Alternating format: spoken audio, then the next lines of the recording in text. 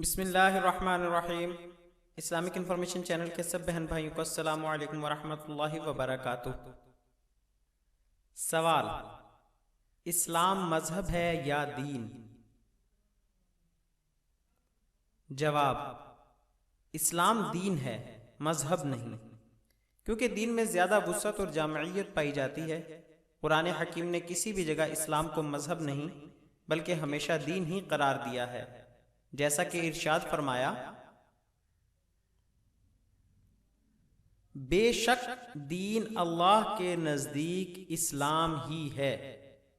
سورۃ آل عمران آیت نمبر 19۔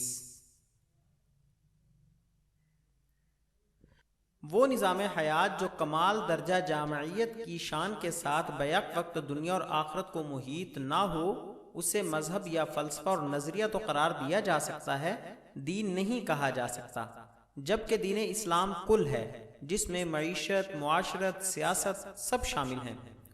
معروف معنوں میں مذہب بندے اور خدا کے اس تعلق کا نام ہے جسے انسان کے دنیاوی معاملات سے کوئی سروکار نہیں۔ اسی لیے ارشاد فرمایا: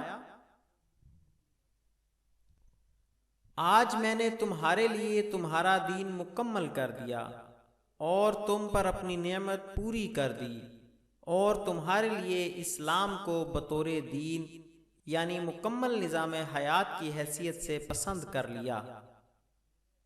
سورۃ المائدہ۔